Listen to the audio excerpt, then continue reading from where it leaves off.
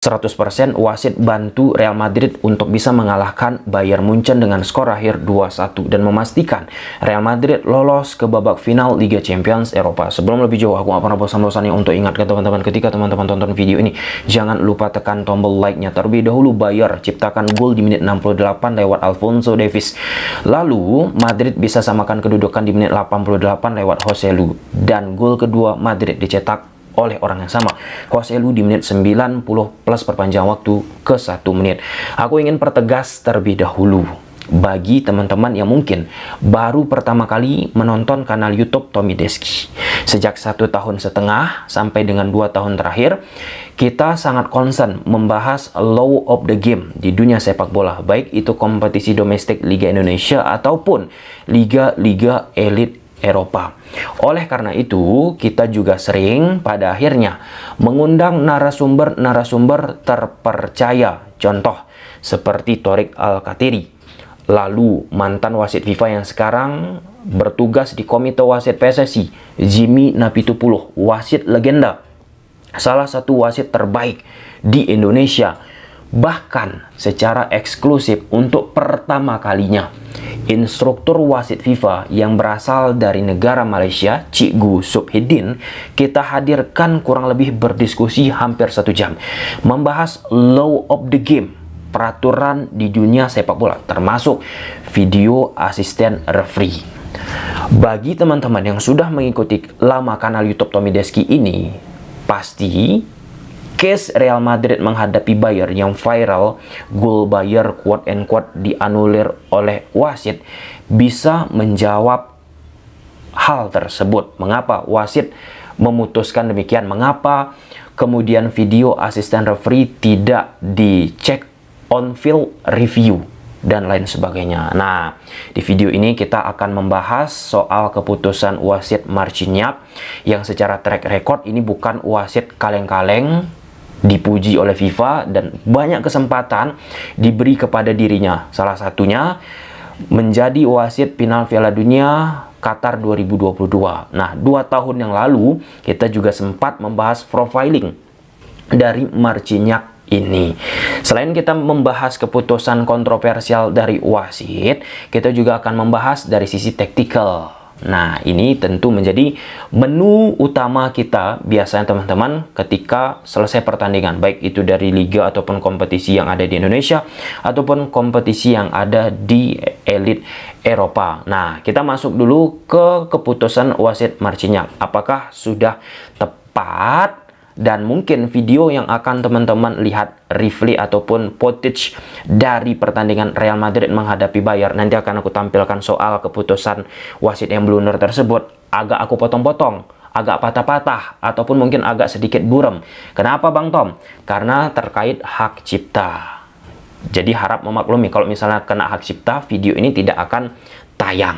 Oke, kita lihat kejadian momen blundernya wasit Marciniak, dan ini pun akan menjawab nantinya kenapa selesai pertandingan disampaikan salah satu pemain Bayern, asisten wasit minta maaf ke saya. Nanti akan terjawab. Poin pertama di sini, VAR tidak menyarankan wasit melakukan on-field review alias OFR karena wasit sudah menghentikan pertandingan alias meniup peluit sebelum gol tercipta. Di situ pada saat pemain Bayern sudah melakukan tendangan di udara teman-teman, wasit Marciniak sudah meniup peluit. Poin kedua, setelah wasit meniup peluit untuk menghentikan permainan, pemain penyerang terus bermain dan akhirnya mencetak gol. Ingat, garis bawahi, setelah wasit meniup peluit untuk menghentikan permainan, pemain penyerang terus bermain dan akhirnya mencetak gol. Namun hal itu terjadi setelah pertandingan seharusnya dihentikan. Poin ketiga, oleh karena itu, kita tidak dapat melihat garis offside virtual yang digunakan untuk memeriksa apakah terjadi pelanggaran offside karena VAR mengetahui dengan jelas bahwa wasit sudah meniup peluit sebelum gol tercipta. Karena untuk kategori yang diderita oleh Bayern ini tak termasuk protokol VAR. Beda cerita kalau misalnya sebelum gol tercipta ataupun gol tercipta teman-teman, wasit belum meniup peluitnya. Poin keempat, sebaliknya wasit perlu menunda isyarat untuk meniup peluit, teman-teman, meskipun asisten wasit mengibarkan bendera tanda offside setelah wasit dalam keputusannya di lapangan berada dalam posisi offside karena melakukan intervensi terhadap lawan. Nah, di sini ditekankan, teman-teman, wasit tengah dengan asisten wasit perlu juga memiliki sinergitas yang erat, teman-teman. Nah, ketika asisten wasit, maksud aku, mengangkat bendera, enggak serta-merta wasit tengah langsung meniup peluit. Di sisi lain, penting juga bagi asisten wasit untuk tidak cepat-cepat mengangkat bendera. Selesai dulu pemain yang melakukan penyerangan, memang benar-benar selesai melakukan penyerangan sehingga wasit akhirnya mengangkat bendera. Hal itu kan sering terjadi kalau kita lihat di sepak bola elit Eropa, teman-teman.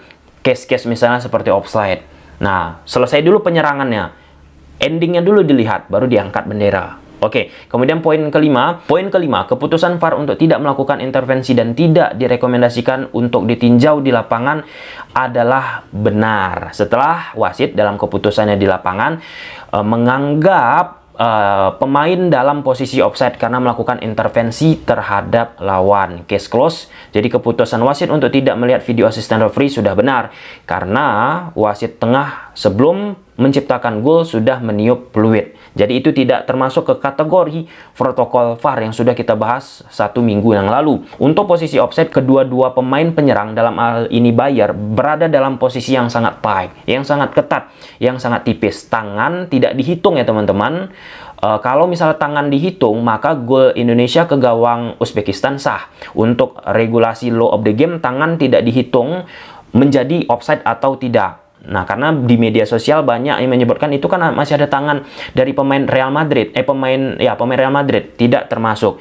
Jadi sangat tight, khususnya pemain yang dipikirkan berada dalam posisi offside oleh asisten wasit, yaitu pemain yang melompat dari Bayern Munchen yang mencoba menanduk bola tersebut di daerah pertahanan dari Real Madrid. Nah, dalam posisi ini, kenapa aku katakan wasit Marciniak blunder? Ya, karena ia terlalu cepat untuk mengambil keputusan meniup peluit. Di posisi area lapangan yang kontrol manajemen pertandingan tetap wasit tengah. Meskipun asisten wasit sudah mengangkat bendera, tetap wasit tengah lah yang mengontrol. Sebaliknya juga, asisten wasit pun sudah melakukan blunder. Ia terlalu cepat mengangkat bendera. Nah, jadi antara wasit tengah sama asisten wasit sudah sama-sama melakukan hal yang tidak oke untuk manajemen pertandingan di atas lapangan.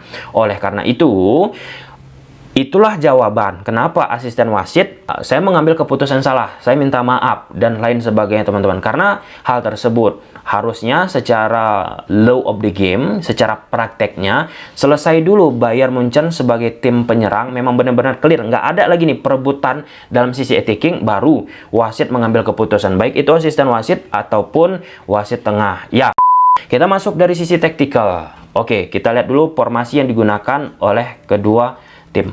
Di atas kertas Real Madrid gunakan pola 1-4-4-2. Di belakang ada Lunin, Mendy fullback kiri, Nacho Rodriguez sebagai duo center back, Carvajal sebagai fullback kanan.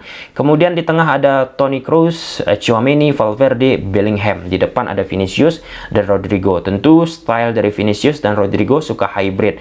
Di atas kertas mereka bermain di area center, area tengah, tapi secara dinamika di atas lapangan mereka sering bermain melebar juga untuk mengambil bola. Kemudian Bayern Munchen di atas kertas gunakan pola 1-4-2-3-1. Di belakang ada Neuer, Kimmich, Lijk, Dyer, Mazraoui, Pavlovic, kemudian sayap kanan ada Sané, Musiala, Gnabry sayap kiri, kemudian Kane, striker nomor 9. Nah, secara di atas kertas, Bayern Munchen permainannya bisa mengalahkan sektor tengah dari Real Madrid. Nah, ketika tanpa bola, Real Madrid gunakan pola 4-4-2. Oke, kita bentuk seperti ini. Bayern pun melakukan attacking, tentunya akan membentuk spread out, melebar. Seperti ini, Dyer naik, Lijk naik. Oke. Nah, posisi dari Pavlovic, Laimer ini akan berhadapan dengan Toni Kroos dan Tchouaméni. Oke. Posisi Sané, Gnabry, Carvajal, Mendy. Oke. Nah, Untuk case seperti ini memunculkan akhirnya sering dapat space Musiala. Bisa aku katakan sepanjang 30 menit, 35 menit pertandingan, banyak sekali rotasi posisi dilakukan oleh sektor tengah dari Bayer sehingga memunculkan ruang bagi Musiala. Dan di sektor tengah juga terjadilah 3 versus 2. Lemar, Pavlovic, Musiala melawan Toni Kroos serta Tchouaméni. Dan dinamika fleksibilitas pun dilakukan oleh pemain Bayer seiring berjalannya waktu sudah mengetahui banyak ruang muncul di sektor tengah dari Real Madrid. Contohnya Lemar naik ke tengah ataupun ke depan, Kimmich sebagai inverted fullback. Jadi di sini 4 versus 2. Nah, tapi sayangnya bisa kita katakan banyaknya peluang dari Bayer, beberapa kesempatan lah ya teman-teman, meskipun kadang nggak tercipta on target, tidak bisa dikonversi untuk menjadi sebuah peluang. Itu yang sangat amat disayangkan. Oke, dan contoh gol pertama dari Bayer ini kan template banget bagi pertahanan Real Madrid di saat Carvajal out of position, areanya dicecar, kemudian dari area tersebut kualitatif Alphonso Davies berhasil mengalahkan defensif dari Real Madrid dan tercipta gol. Sebaliknya juga apa yang diterapkan oleh Real Madrid, gol-golnya, contoh gol pertama Vinicius Junior, ini kan kelalaian, kesalahan bisa kita sebut dari Neuer, dan di situ Joselu menyambutnya, termasuk juga gol kedua. Ini kan khas banget ya. Memang mentalitas yang dimiliki Real Madrid. Memang situasi-situasi terjepit seperti pertandingan Madrid menghadapi Bayer ini kemampuan yang sudah dimiliki oleh Real Madrid yang secara bargaining positionnya, mentalitas. Tapi secara permainan, ya Bayer nggak jelek-jelek amat. Bisa potensi mereka memiliki ataupun mendapatkan kemenangan di pertandingan ini. Tapi mentalitas tadi, dalam waktu 2-3 menit Real Madrid langsung bisa merubah konstelasi. Di samping memang pergantian pemain yang dilakukan oleh Ancelotti mempengaruhi permainan di atas lapangan. Ya, suka tak suka keputusan wasit di penghujung pertandingan teman-teman, terlepas itu gol ataupun tidak gol, mempengaruhi juga lah ya apa yang ingin dilakukan Bayer dari sisi attacking. Oke, di samping memang keputusan wasit yang salah, ya Madrid aku rasa dengan mentalitas yang sangat kuat sampai dengan sepanjang pertandingan layak untuk lolos ke partai final. Gimana menurut teman-teman? Coba silahkan tulis di kolom komentar. Tapi dari sisi permainan Bayer nggak jelek. Bye.